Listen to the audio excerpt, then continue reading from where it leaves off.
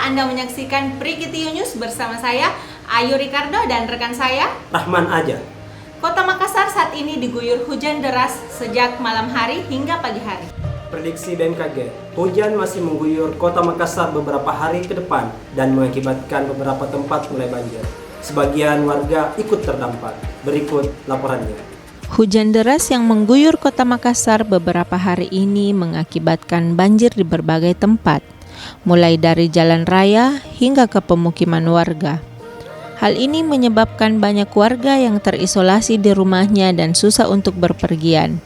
Kondisi ini dialami oleh salah satu warga yang menderita penyakit gagal ginjal yang harus menunggu air surut untuk ke rumah sakit melakukan cuci darah. Sering memang banjir ini di lokasi, Bu? Iya, hampir tiap tahun Pak banjir.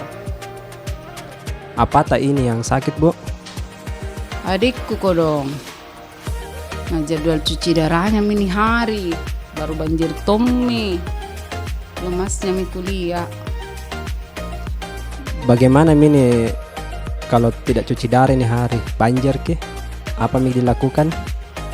Itu mi Pak, sudah karena telepon perawatnya. Perawatnya bilang kurangi itu makan mengandung banyak garam, kurangi minumnya kodong. Mudah-mudahan tidak sesak jika kasihan. Kakinya itu hari bengkak makanya itu disuruh cuci darah. Nanti bedem perawat jadwal ulang itu jadwal cuci darahnya. Mudah-mudahan ini cepat surut ini banjir. Gagal ginjal kronik merupakan kelainan struktur atau fungsi ginjal yang terjadi selama lebih dari 3 bulan dengan implikasi bagi kesehatan. Salah satu terapi penyakit ginjal kronik adalah hemodialisis yang merupakan terapi ginjal pengganti buatan dengan tujuan mengeliminasi sisa produk metabolisme dan koreksi gangguan keseimbangan cairan dan elektrolit antara kompartemen darah dan dialis melalui membran semi-permeabel yang berperan sebagai ginjal buatan disebut juga dialiser. Pada terapi ginjal pengganti seperti dialisis atau hemofiltrasi yang dapat diganti hanya fungsi ekskresi, yaitu fungsi pengaturan cairan dan elektrolit dan sisa-sisa metabolisme tubuh. Sedangkan fungsi endokrin seperti pengaturan tekanan darah, pembentukan eritrosit, fungsi hormonal, maupun integritas tulang tidak dapat digantikan oleh terapi jenis ini. Seperti yang kita ketahui, gagal ginjal kronik adalah kelainan struktur atau fungsi ginjal yang terjadi selama lebih dari 3 bulan dengan implikasi bagi kesehatan. Salah satu terapi pengganti ginjal pada pasien gagal ginjal kronik yaitu hemodialisis, CAPD, dan transplantasi ginjal. Adapun pengaturan cairan pada pasien gagal ginjal kronik yaitu pasien disarankan untuk mengkonsumsi cairan tidak melebihi 500 cc ataupun 2 gelas setiap harinya.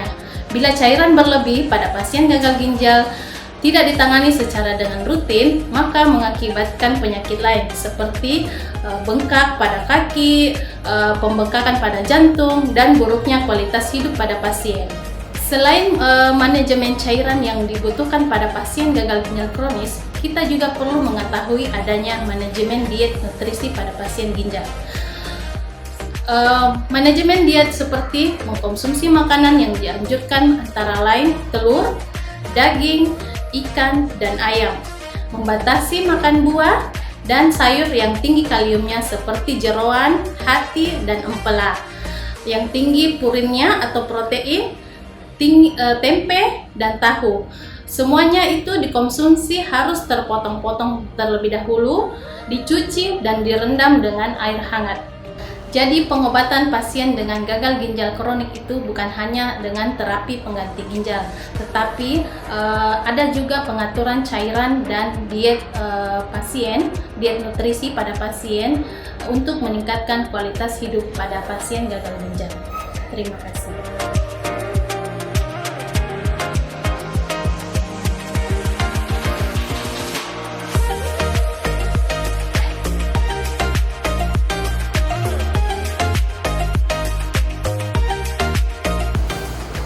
kami menghimbau kepada pasien cuci darah agar tetap tenang dan tidak panik ketika terdampak bencana. Ingat, batasi cairan dan pengaturan diet harus tetap dijalankan. Itulah tadi informasi yang bisa kami sajikan.